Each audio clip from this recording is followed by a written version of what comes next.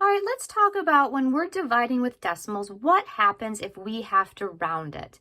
Because up until now, when we've been dividing, we've gotten nice numbers. Like we didn't have any remainders. We divided, we got a remainder of 0, we were done dividing, end of story.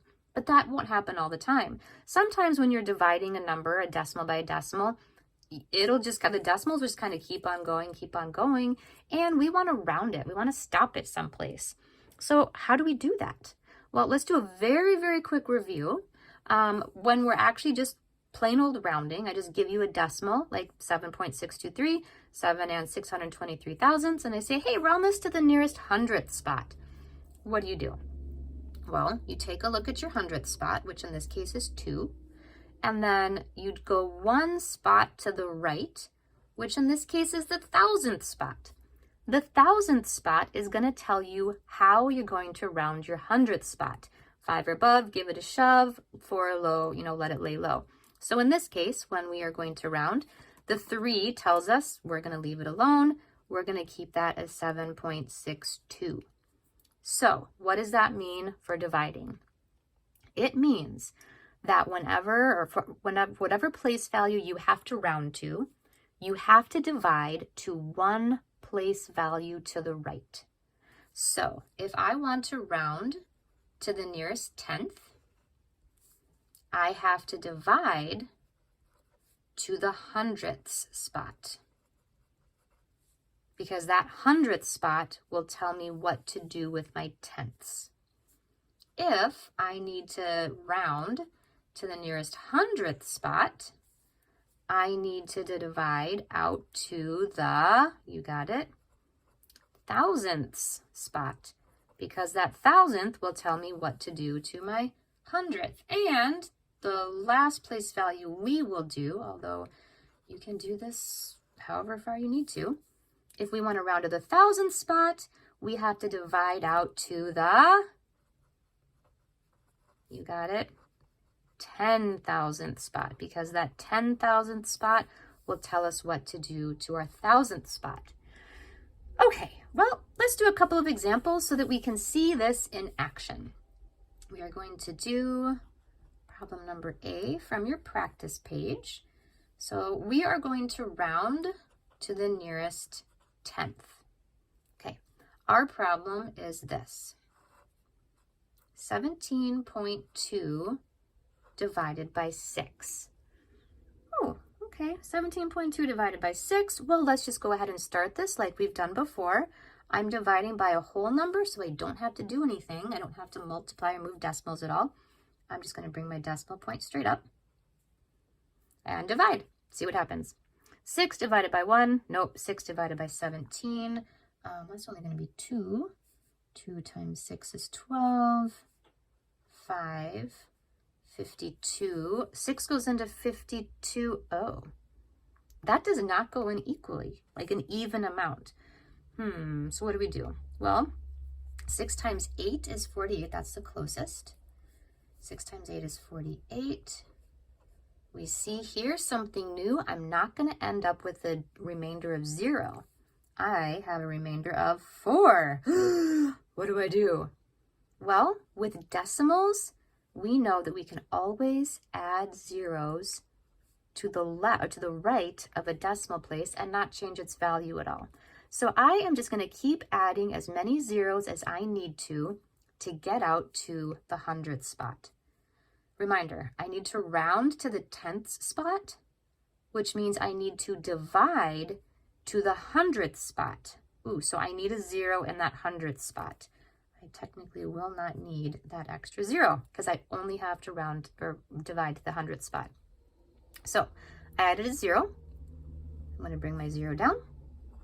Okay, how many times does 6 go into 40? I think it goes in 6 times. 6 times 6 is 36. And really, I can just stop here. I don't have to continue because I have divided to the hundredth spot. 2.86. Stop. Now I can round. I'm looking a look at my 10th spot. I'm going 1 to the right to my hundredths. My hundredth is going to tell me what to do to my tenths. 5 or above, give it a shove. I know that this is going to round to 2.9. 9. And I'm going to use a fancy symbol right here. It kind of looks like two little squiggles. That is my fancy symbol for rounding. My answer is not exactly 2.9. It's approximately, I rounded, 2.9. All right, let's go ahead and do, let's see, problem B from your sheet. We have the problem 0.9 divided by 6.58. And we are still rounding to the nearest tenth. Okay. I take a look at this. If I'm going to round to the nearest tenth, that means I have to divide to the hundredth spot.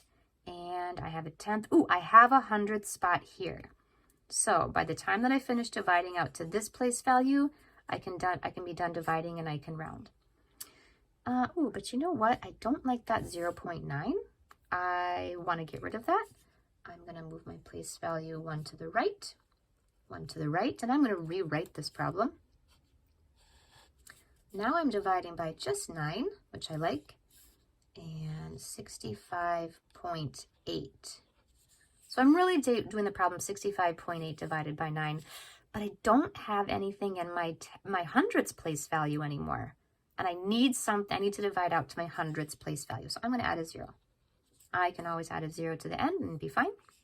Okay, now I'm just going to go ahead and divide, see what happens. Move my decimal point up. You can do this with me. 7. 9 times 7 is 63. Bring down my 8. 9 goes into 28 3 times. Bring that straight up. That's 27.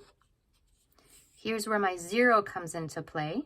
If I hadn't added that 0, I just would have to the nearest tenths, or I would have divided to my tenths value, but I need to divide one more place value out in order to round. So there's my 0, bring it down. 9 goes into 10 one time. I can just stop dividing right here because I have my hundredth spot. Take a look at my hundredth spot. That's going to tell me what to do to my 10th spot. Well, it is not 5 or above, so I'm not going to give it a shove. I'm just going to leave it alone. So that rounds to 7.3. Let's go ahead and do a problem where we're rounding to the nearest hundredth. Okay, we're going to do problem H from your practice page. We are rounding to the nearest hundredth spot. So just a reminder, if we're rounding to the nearest hundredth spot, we have to divide to the thousandth spot. So H says 0.7 is going into 40.933. Okay, take a look at that. Ooh, I'm dividing by a decimal. I don't like that. Let's move our decimal point over one spot and our decimal point over one spot. All right, let's rewrite this. I'll go ahead and write it underneath. Number being nice and neat. 7 goes into 409.33. Okay, I can add a 0 at any time, but if I'm rounding to the hundredth, I have to go to the thousandth spot, and I only have tenths, hundredths here. I'm going to add a 0 so to make sure I have something in the thousandth spot, and that'll kind of remind me that I can stop when I divide to that 0.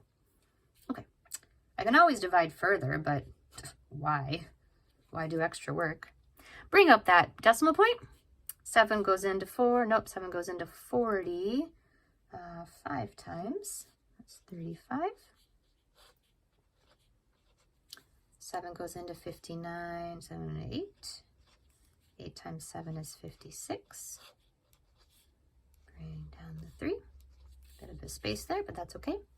7 goes into 33, 5, 4. 4 times 7 is 28. That's 5. Bring down the 3. 7 goes into 53 7 times. Bring that straight up.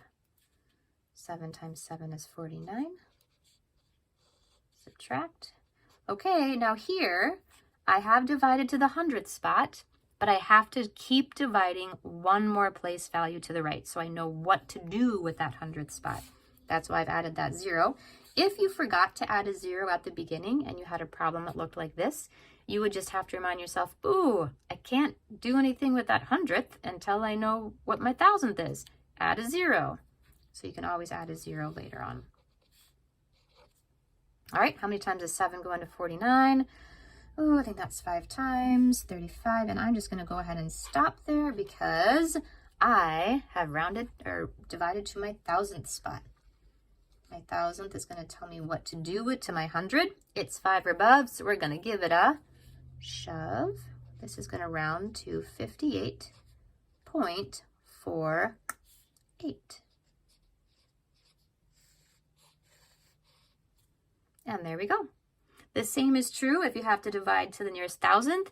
You just add zeros until the 10,000th spot. And you can keep going rounding. You just always divide to one more place value.